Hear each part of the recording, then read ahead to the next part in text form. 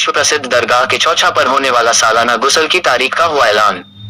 उत्तर प्रदेश के अम्बेडकर नगर विश्व परिषद सूफी संत हजरत मखदूम अशरफ सिमनानी के दरगाह पर गुसल की तारीख का ऐलान हो चुका है। आपको बताते चलें कि सज्जादानशीन व मुतवल्ली अस्थाना मोहिउद्दीन अशरफ ने बातचीत में कहा है कि 3 मई को साहिबे सज्जादा फखरुद्दीन अशरफ का 40वां का फातिहा उनके आवास स्थित बसखारी में होगा और 4 मई को सुबह फज्र के समय में हजरत मखदूम अशरफ सिमनानी रहमतुल्लाह अलैह का गुसल की रस्म अदा की जाएगी। उन्होंने कहा कि दरगाह पर आए हुए जायरीनों के लिए हमारी कमेटी की तरफ से हर संभव मदद की जाएगी एवं साफ सफाई का भी विशेष ध्यान रखने के लिए कहा गया है। वहीं दूसरी तरफ मखदूम अशरफ इंतजामिया कमेटी के अध्यक्ष सैयद अजीज अशरफ ने कहा कि दरगाह पर गुसल की तारीख का ऐलान हो चुका है और मैं दरगाह पर आ रहे सभी जायरीनों का ध्यान रखने के लिए हमने अपनी कमेटी के सभी पदाधिकारियों को निर्देश दिया है एवं गुसल में आए हुए यात्रियों के लिए मेडिकल कैंप की विशेष सुविधा रहेगी।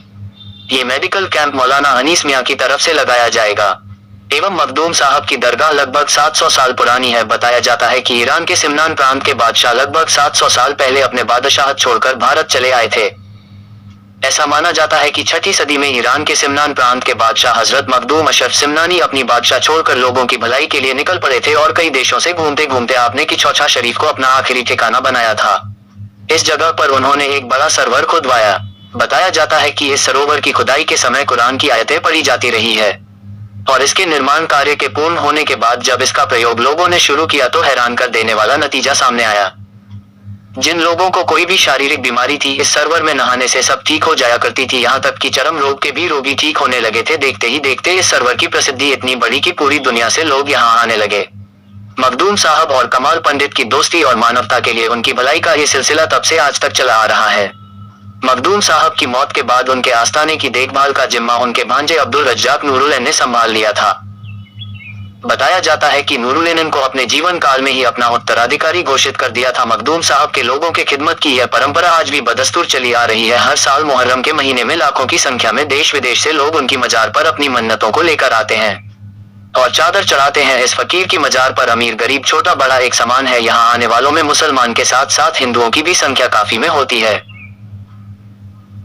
हिंदू मुस्लिम एकता और भाईचारे के प्रतीक के रूप में भी ये दरगाह प्रसिद्ध है। ईरान के सिमनान कस्बे में 707 हिजरी सन 1286 में सूफी संत मखदूम अशरफ का जन्म हुआ था। बचपन से ही मखदूम साहब फकीरी साधुत्व व ईश्वर प्रेम में लिख रहा करते थे। जब मखदूम साहब 15 वर्ष के थे तीनों ही उनके बादशाह पिता इब्राहिम का स्वर्गवास हो गया था। परिणाम स्वरूप आपको उनका उत्तराधिकारी चुना गया। कुछ वर्षों तक राजपाट चलाने के बाद आपने अपने छोटे भाई मोहम्मद को राज सिंहासन सौंपकर ईश्वर की आराधना व तपस्या में लीन हो गए।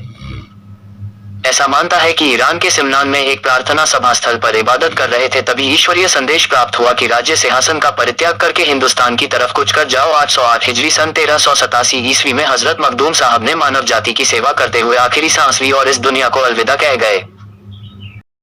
आज दिल का सरूर है, तेरा इश्क रस के जमाल है, जो उठाए दर्द से तेरे मुझे, जो उठाए दर्द तेरे मुझे, वो कहाँ किसी की मजाल है, जो उठाए दर्द तेरे, मखदूम अशरफ, जो उठाए दर्द तेरे, मखदूम अशरफ, जो उठाए दर्द से तेरे मुझे।